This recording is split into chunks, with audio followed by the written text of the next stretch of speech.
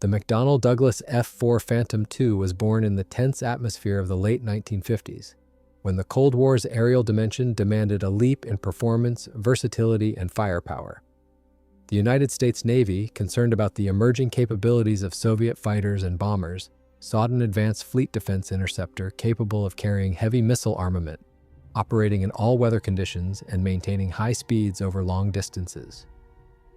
Initially, McDonnell Aircraft was working on a proposal for a single-seat attack aircraft designated F-3HG, but changing operational needs and technological possibilities steered the concept toward a two-seat twin-engine fighter with advanced radar and the ability to perform multiple roles. Key figures in its creation included McDonnell's chief engineer Herman Barkey and Navy officers who envisioned an aircraft that could dominate beyond visual range using guided missiles. Early on, the decision was made to equip the new fighter with the Westinghouse AN/APQ-72 radar and to forego an internal cannon entirely, reflecting a belief that future air combat would be decided by missile engagements rather than dogfighting. This design philosophy was bold but controversial, as it broke with decades of fighter tradition. Engineering the F-4 presented challenges. The choice of two General Electric J79 turbojet engines promised tremendous thrust, but integrating them into a design that could also accommodate a large radar, a second crew member, and significant fuel capacity required creative solutions.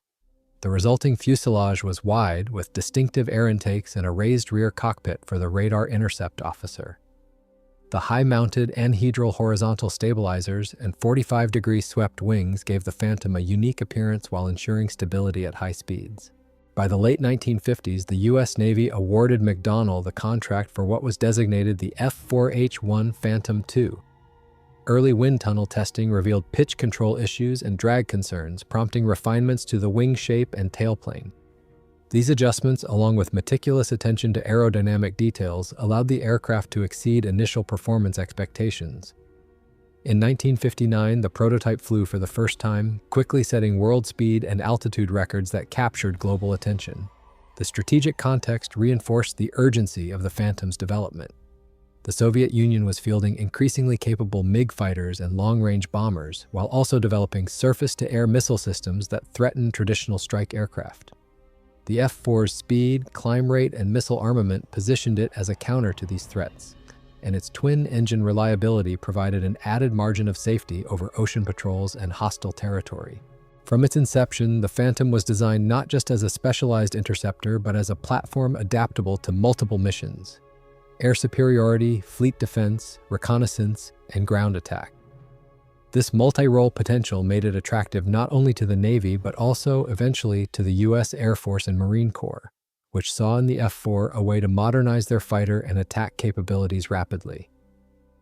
The Phantom's early promise set the stage for its transition from an ambitious design to one of the most produced and widely operated fighters in the history of military aviation.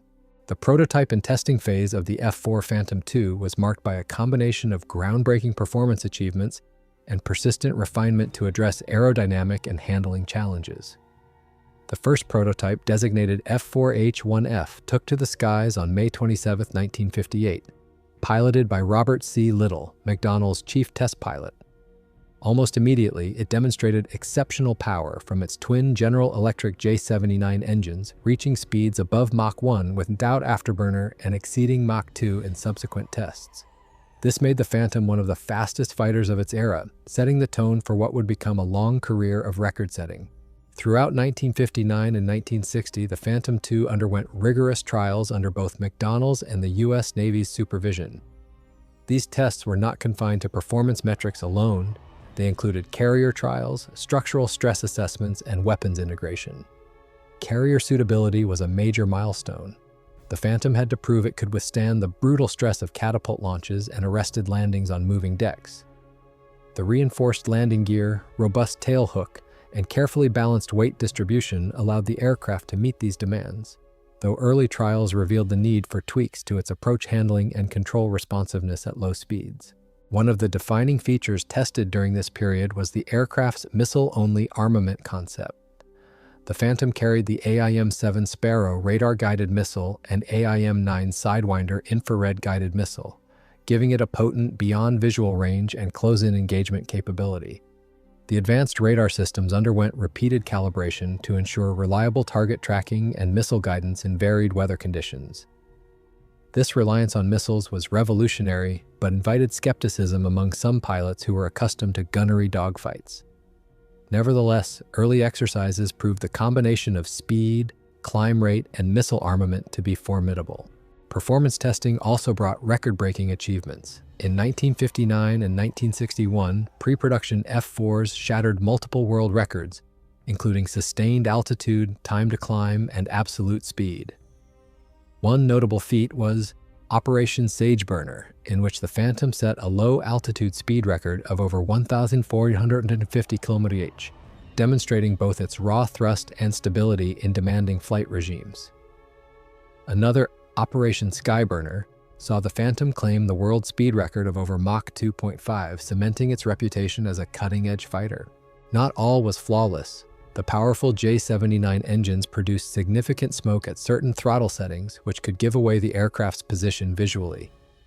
Engineers worked to reduce the signature, with mixed results in the early years. Pilots also noted that while the Phantom was exceptionally fast and powerful, it could be unforgiving at the limits of its maneuvering envelope, especially at high angles of attack where it was prone to pitch-up tendencies. These traits led to further aerodynamic refinements, including adjustments to the leading-edge slats and stabilator design.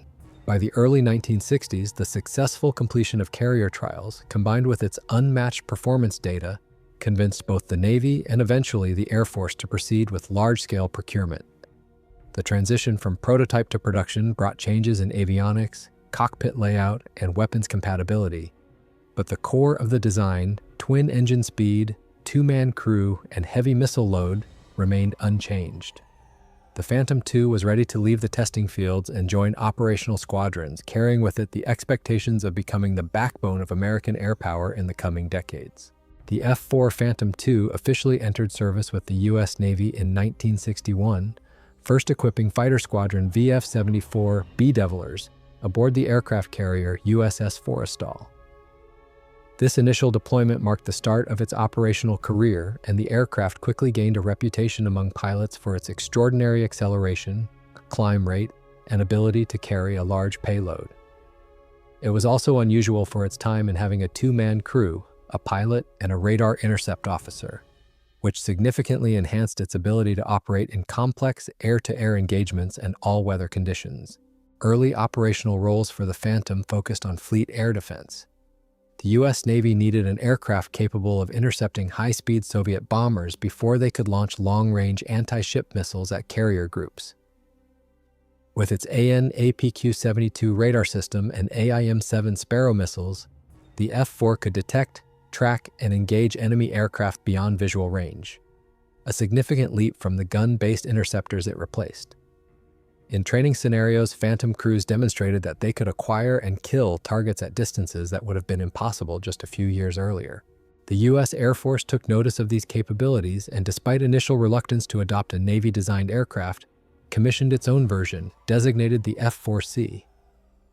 These Air Force Phantoms retained most of the Navy systems, but were adapted for land-based operations, including changes to the refueling system and avionics. The F-4C entered service in 1963, joining tactical fighter wings in the continental United States and later overseas bases. Early Air Force operational doctrine for the Phantom focused on multi-role flexibility. The aircraft could be configured for pure air superiority, ground attack, or reconnaissance missions. Its powerful engines allowed it to carry heavy bomb loads at high speeds, while its missile armament made it a deadly opponent in aerial combat. However, during training, pilots discovered that the lack of an internal cannon could be a disadvantage in certain dogfight situations, an issue that would become more apparent once the aircraft entered combat. NATO allies soon became part of the Phantom's operational landscape. The aircraft's combination of speed, range, and adaptability made it an attractive option for air forces tasked with both intercept and strike roles. Early adopters included the United Kingdom, which ordered the F-4K and F-4M variants for both the Royal Navy and Royal Air Force, and West Germany, which selected the F-4F for air defense. In these early years, the Phantom was not only shaping American air doctrine, but also influencing the structure and tactics of Allied air forces across Europe and Asia. Operational exercises revealed both strengths and weaknesses. Crews praised the Phantom's radar performance, missile range, and ability to accelerate rapidly out of a fight, but they also noted its large radar cross-section and heavy control field at lower speeds. Carrier-based pilots had to master its high landing speeds, while Air Force crews trained extensively to counter adversary aircraft with superior turning ability. These lessons would prove critical as the Phantom moved from peacetime patrols and training flights into the demanding environment of sustained combat operations. By the mid-1960s, the F-4 Phantom II had firmly established itself as a core component of U.S. air power. It was already clear that this was not a specialized platform but a true multi-role aircraft capable of adapting to a variety of missions. The stage was set for the Phantom's baptism of fire, which would test every aspect of its design and operational doctrine in the skies over Southeast Asia. The baptism of fire for the F-4 Phantom II came in the skies over Vietnam, where it was deployed by both the U.S. Navy and U.S. Air Force in the mid-1960s. Initially intended to serve primarily as a missile-armed interceptor, the Phantom quickly found itself pressed into a wide variety of roles, from air superiority missions to close air support, reconnaissance, and suppression of enemy air defenses. Its high speed and payload capacity made it a natural choice for strike missions, while its advanced radar and missile systems gave it an advantage in beyond visual range engagements. However, the realities of combat revealed unexpected challenges. U.S. doctrine at the time emphasized missile warfare, and early Phantoms lacked an internal gun. In theory, engagements would occur at long range with AIM-7 Sparrow and AIM-9 Sidewinder missiles. But in practice, rules of engagement often required visual identification of targets, negating much of the missile range advantage.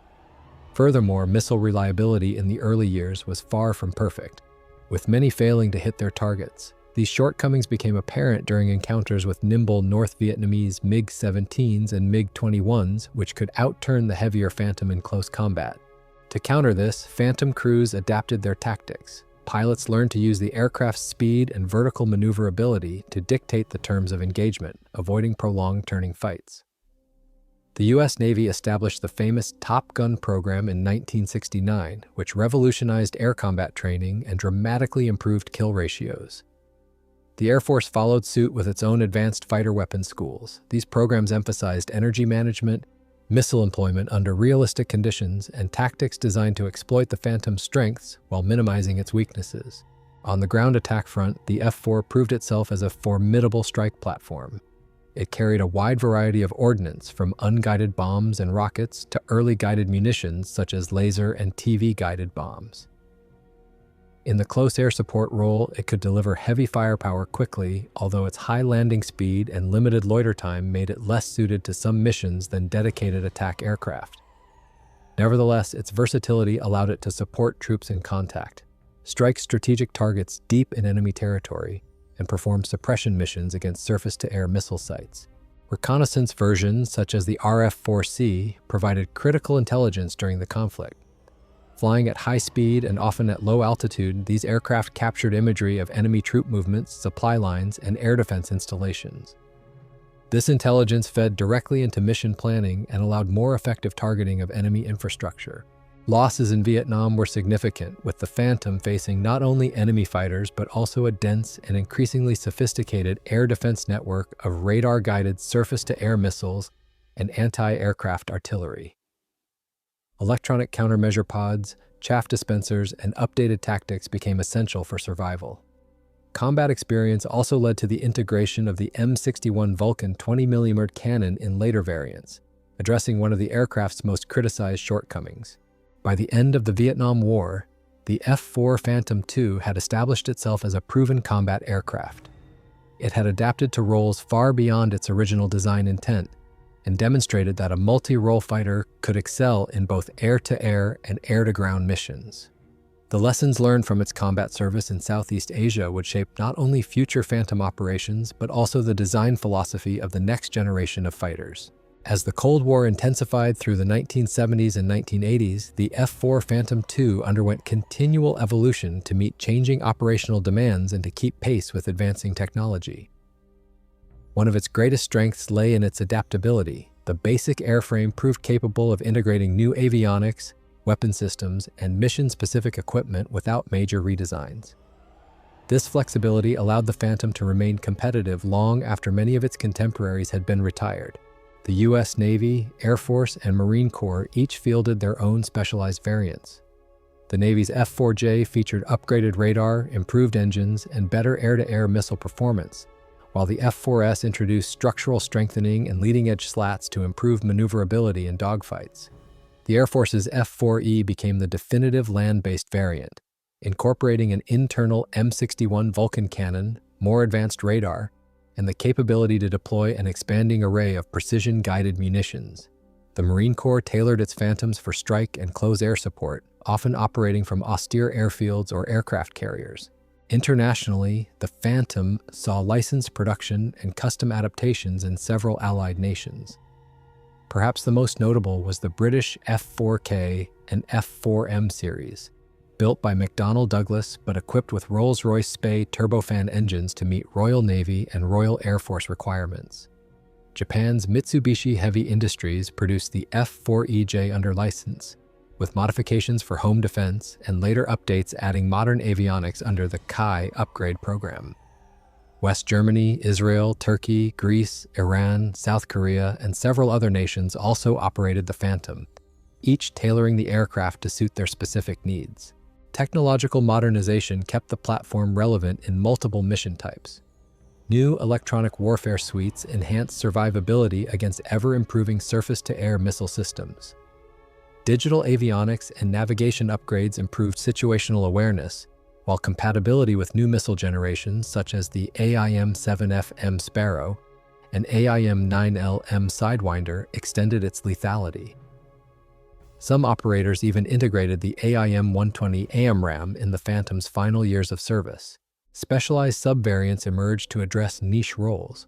The F-4 reconnaissance models received advanced camera systems and later infrared and side-looking radar sensors, enabling high-altitude and all-weather surveillance.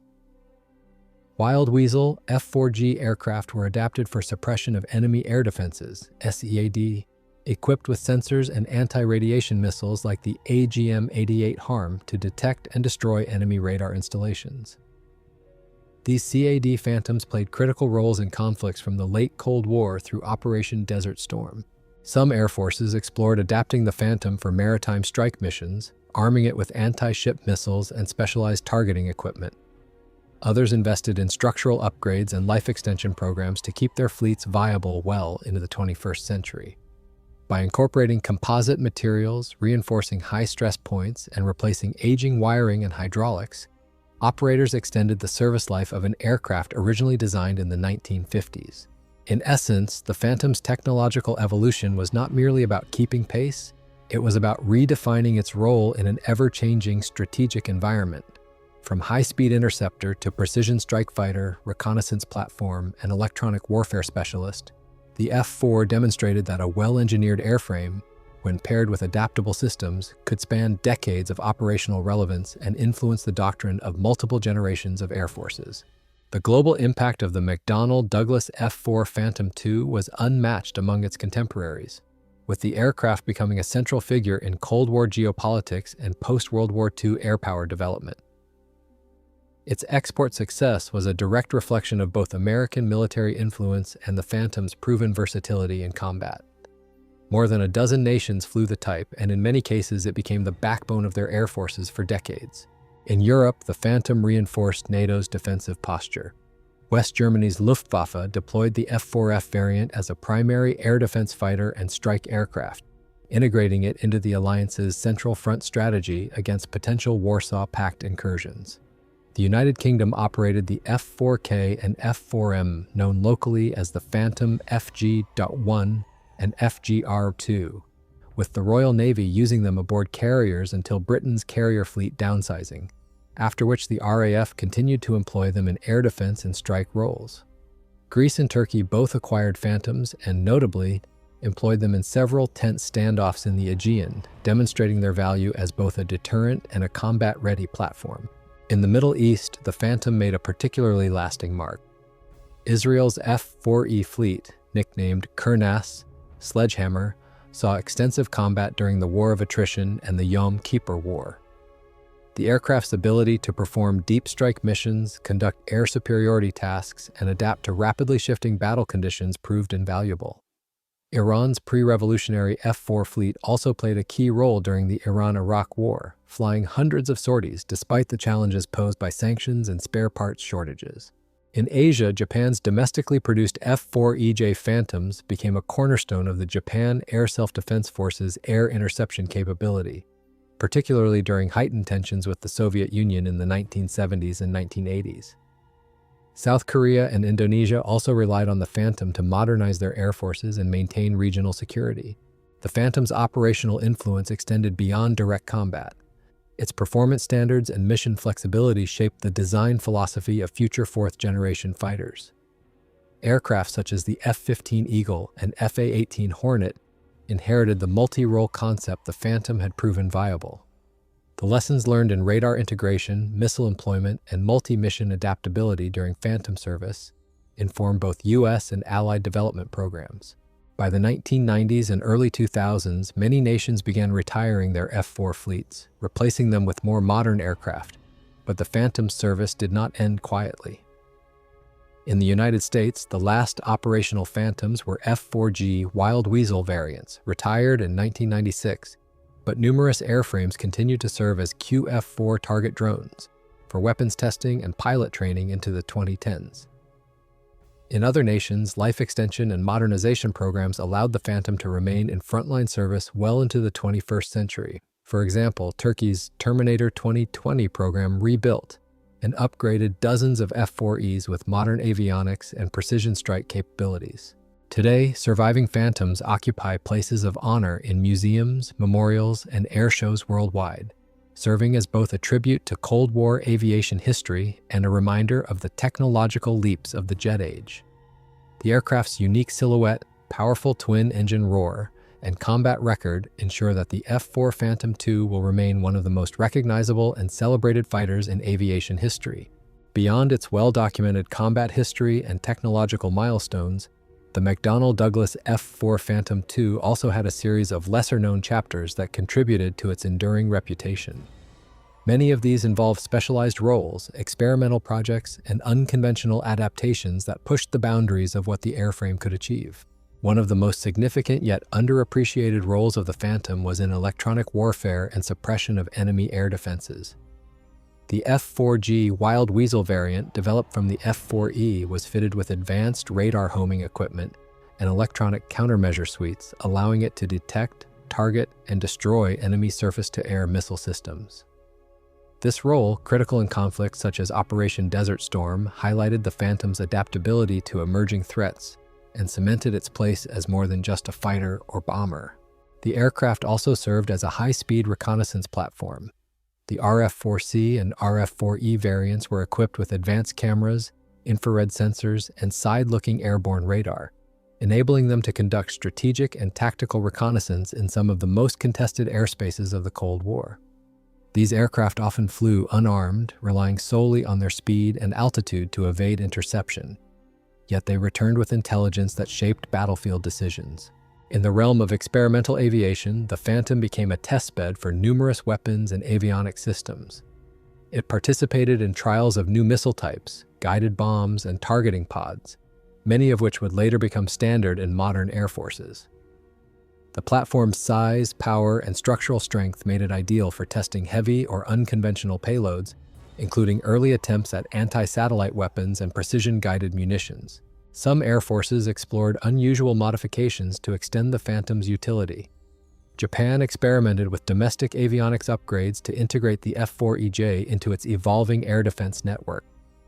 Israel developed its own locally designed weapons and targeting systems for the Kurnas, including laser-guided bomb capabilities that significantly improve strike accuracy. These national programs demonstrated how the Phantom could be tailored to meet specific strategic needs, even decades after its introduction. In its final decades of service, many retired Phantoms were converted into QF-4 full-scale aerial target drones for live-fire missile testing by the U.S. Air Force. These aircraft retained full flight capabilities but were remotely piloted, allowing for realistic training scenarios and weapons evaluation. While their ultimate fate was destruction in testing, this role ensured that even in retirement, the Phantom contributed directly to the readiness of future generations of pilots and aircraft. The Phantom's lesser-known history also includes humanitarian and non-combat roles. In several nations, Phantoms were used for training in advanced navigation, formation flying, and radar interception, helping prepare crews for next-generation fighters. In rare instances, modified Phantoms assisted in aerial research projects related to atmospheric studies and high-speed aerodynamics. These hidden chapters illustrate the remarkable adaptability of the F-4 Phantom II. Far from being a single-role fighter, it was a platform that evolved alongside aviation technology, meeting challenges across decades and mission profiles. Whether flying at the edge of enemy defenses, photographing hostile territory, testing cutting-edge weaponry, or serving as a target to train the next generation, the Phantom proved that a well-designed aircraft could transcend its original mission to become a true multi-role legend. The global impact and legacy of the McDonnell Douglas F-4 Phantom II are unparalleled in the history of post-World War II combat aircraft. From its first flights in the late 1950s to its continued service in the 21st century with select air forces, the Phantom not only shaped aerial warfare during the Cold War, but also influenced the design philosophy of generations of fighters that followed. The Phantom was one of the first truly multinational fighters exported widely to key U.S. allies. Nations such as the United Kingdom, Japan, Israel, Germany, Greece, Turkey, South Korea, and Australia integrated the aircraft into their fleets, often customizing it for national defense strategies. These exports allowed Allied air forces to rapidly modernize and standardize equipment, in line with NATO and U.S. doctrines, providing interoperability during joint operations and exercises. Its combat record in multiple theaters, from the jungles of Vietnam to the deserts of the Middle East, established it as a proven platform in both air superiority and strike missions. In Israeli hands, the Phantom, nicknamed Kernas, Sledgehammer, played decisive roles in the War of Attrition and the Yom Kippur War, conducting deep strike missions and engaging in fierce dogfights against modern Soviet-built aircraft. The Royal Air Force and Royal Navy used their Phantoms to defend the UK's airspace during a critical period of Soviet bomber incursions, while West Germany's Luftwaffe deployed them as both interceptors and strike aircraft along NATO's central front. Technologically, the Phantom left a lasting imprint on fighter design. Its adoption of powerful twin engines, large radar systems, and heavy missile armament influenced fourth-generation fighters such as the F-14 Tomcat, F-15 Eagle, and even the F/A-18 Hornet. It demonstrated the value of multi-role flexibility, able to switch between air-to-air and air-to-ground missions, paving the way for modern swing-role fighters. Its operational history also underscored the importance of beyond visual range missile capabilities, leading to advancements in radar-guided weapon systems. The aircraft's longevity speaks volumes about its engineering. Many air forces extended its service life well beyond initial expectations through structural upgrades, avionics overhauls, and weapons integration programs. Japan's F-4 Kai modernization, for instance, kept the Phantom competitive into the 2020s, incorporating digital flight systems, new radars, and compatibility with advanced missiles. Turkey and Greece similarly maintained fleets into the 21st century through domestic upgrade programs, extending the aircraft's relevance in regional conflicts and deterrence roles. Culturally, the Phantom became an icon. Its distinctive profile, twin tailpipes, anhedral tailplanes, and sharply angled intakes was instantly recognizable. For aviation enthusiasts, it embodied the power and speed of the Cold War era. Air shows around the world have featured preserved examples, often in striking commemorative paint schemes celebrating the aircraft's heritage.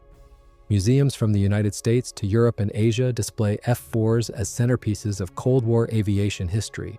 Even in its retirement, the Phantom continues to influence modern air forces. Pilots and engineers who worked with the aircraft carried forward its lessons into newer platforms, emphasizing maintainability, adaptability, and robust performance. Its role as a bridge between the gun-armed fighters of the 1950s and the advanced missile platforms of the late 20th century ensures its place as a key transitional aircraft in military aviation history. The F-4 Phantom II's legacy is not simply measured in flight hours or combat kills. It is defined by its role as a global standard-bearer for versatility, power, and adaptability. Few aircraft have served so widely, fought in so many environments, and left such a deep mark on the strategies and technologies of modern air combat. Its story is not just about the Cold War, it is about how a single airframe redefined what a fighter could be. Beyond its well-known combat history and widespread adoption, the McDonnell Douglas F-4 Phantom II also played roles in lesser-known chapters of aviation history, serving in capacities that extended far beyond standard fighter duties. These often overlooked uses reveal just how adaptable the platform truly was, and how its capabilities were exploited in ways that were never part of its original design brief. One of the most distinctive examples was its service as a test and evaluation platform. The U.S. Air Force, Navy, and NASA used modified Phantoms for advanced aerodynamic and weapons trials, exploring new missile types, radar systems, and even experimental avionics suites. In the late stages of its American career, certain F-4 airframes were equipped to trial digital flight control systems and improved engine designs that would later inform fourth-generation fighters. A particularly unique chapter in its life came in the form of the QF-4 program. Instead of simply scrapping retired Phantoms, the U.S. converted many into remotely piloted aerial targets. These aircraft, while painted in high-visibility orange schemes, were still fully capable of supersonic flight and advanced maneuvers, providing live-fire training for modern missile systems and offering an invaluable resource for testing new air-to-air weaponry under realistic conditions. In some cases, these QF-4s were even flown manually by pilots before switching to remote operation, ensuring maximum use before their final destruction in training exercises. The Phantom's adaptability also allowed it to serve in reconnaissance roles, where its speed and high-altitude capabilities proved vital. The RF-4 variants were fitted with cameras, infrared sensors, and side-looking radar systems, gathering intelligence over hostile territory without the need for specialized spy aircraft. During the Cold War, these reconnaissance missions often operated in tense conditions, sometimes pushing into contested airspace to capture imagery of enemy movements, missile sites, and air defenses. In electronic warfare, specially modified Phantoms took on suppression of enemy air defenses, SEAD missions, carrying anti-radiation missiles and jamming equipment to blind enemy radar networks. In NATO exercises and real conflicts, these aircraft were tasked with opening corridors for strike packages, often flying into the most heavily defended airspace ahead of main attack waves. Some nations explored even more unconventional roles. Japan, for example, considered adapting Phantoms for maritime patrol and anti-ship strike duties, experimenting with long-range radar and sea-skimming missile loadouts. In the Middle East, certain air forces used them in high-speed reconnaissance runs over contested waters and deserts, leveraging their endurance and payload capacity for long missions without tanker support. These lesser-known operations highlight the Phantom's durability and engineering flexibility. Aircraft designed for a single role rarely excel when converted to other purposes, but the F-4's strong airframe, ample internal space, and powerful engines made it a rare exception. Even in its twilight years, it could be reshaped to meet emerging threats or training needs. Today, while most combat-ready Phantoms have been retired, a few of these specialized variants remain in service or storage, their histories tied to unique operational requirements. They stand as proof that the F-4 Phantom II was more than just a fighter. It was a workhorse of Cold War air power that continued to find relevance in roles its designers never imagined. This adaptability, as much as its combat record, cements its place as one of the most significant military aircraft of the 20th century. The legacy of the McDonnell Douglas F-4 Phantom II is inseparable from the story of Cold War military aviation. Introduced at a time when speed, altitude, and payload capacity were the defining metrics of fighter performance, it set new benchmarks that reshaped the expectations of air forces worldwide. Its combination of powerful twin engines, large radar, and heavy missile load meant it could dominate both in the air and against ground targets, giving military planners an unprecedented level of flexibility in a single platform. Globally, the Phantom became a cornerstone of Allied air power. The United States supplied the aircraft to NATO partners, key Middle Eastern allies, and Asian nations, ensuring a level of standardization in training, maintenance, and operational doctrine.